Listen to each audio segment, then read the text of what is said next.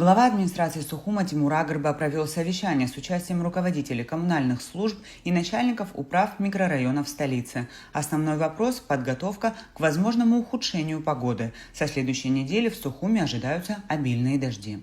План мероприятий, на который нацелил все службы глава города, включает спектр необходимых работ, чтобы по возможности не допустить наводнения и подтоплений.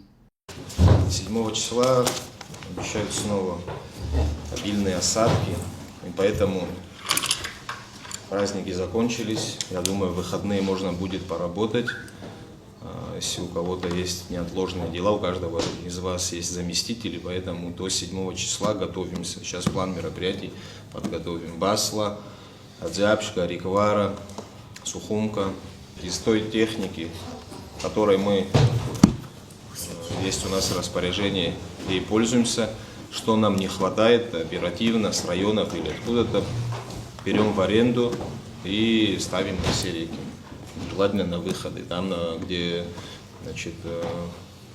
Басла впадает в море, там уже коса образовалась, то есть если она немного поднимется, она людей затопит. Поэтому работаем без выходных.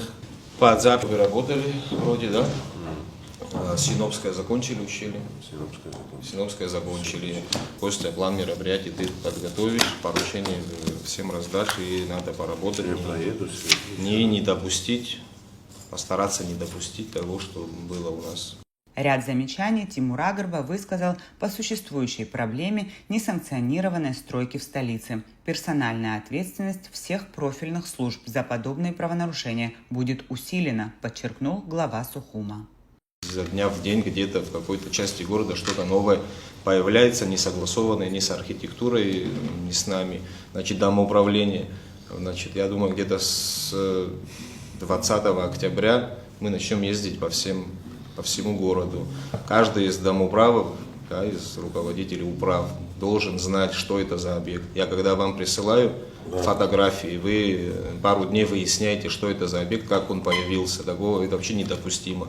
Каждый из вас несет персональную ответственность за то, что творится у вас в районах.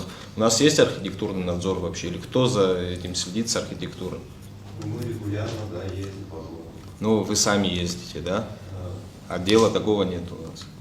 Ну, сотрудники. Сейчас будете штатное расписание на 26 год готовить, включите туда отдел архитектурный надзор, его назовите, это будут специалисты, которые не в кабинетах будут сидеть, а целыми днями будут ездить и смотреть, что творится в городе.